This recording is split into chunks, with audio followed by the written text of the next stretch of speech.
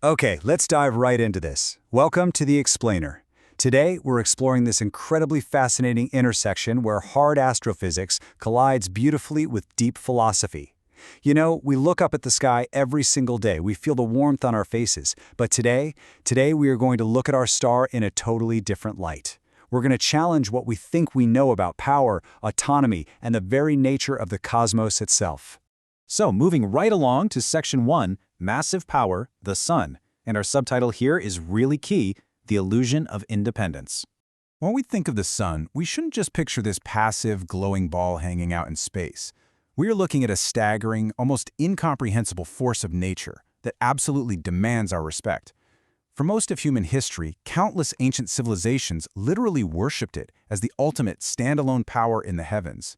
And to really grasp the scale of what we're dealing with, just consider this. Millions of tons every single second. Seriously, let that sink in. Every second.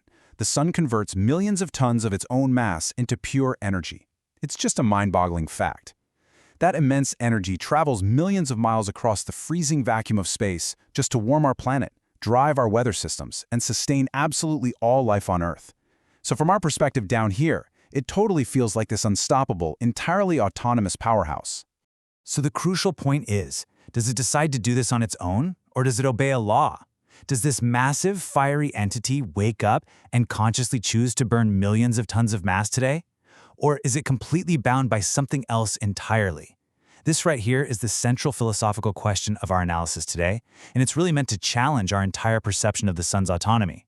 To find the real answer, we've got to look past all that blinding, glorious light and examine the mechanics underneath.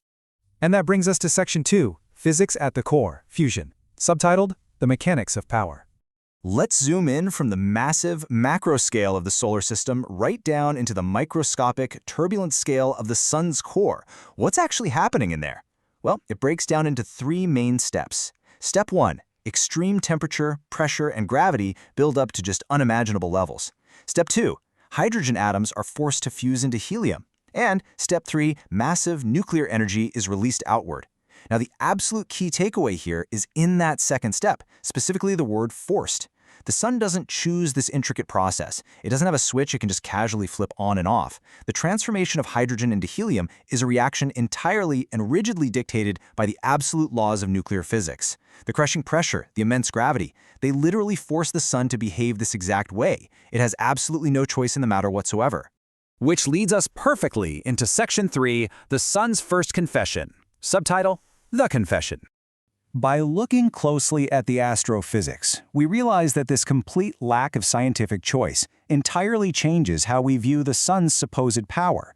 We're shifting our lens here from pure physical science to a much deeper, more reflective philosophical perspective, because the mechanics reveal a truth that ancient humanity missed. Listen to this really profound thought from a great scholar of the past century, who creatively imagined the Sun speaking out against that ancient human practice of sun worship. Quote, "God forbid, I am a subservient official. I cannot truly own even a fly's wing." End quote. Just let the weight of that metaphorical confession sink in for a moment. The very entity that single-handedly powers our entire solar system is essentially confessing its own ultimate powerlessness in the face of universal laws. And this brilliantly illustrates our core realization for this explainer. Even a magnificent-looking power serves a law. Despite its immense, awe-inspiring energy, the Sun is merely a subservient officer.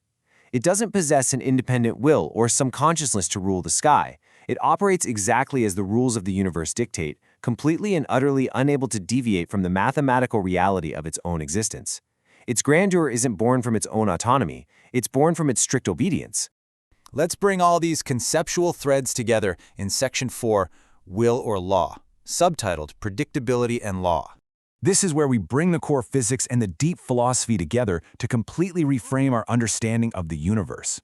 It's really the ultimate test of what it means to truly hold power. We are faced with a stark contrast here.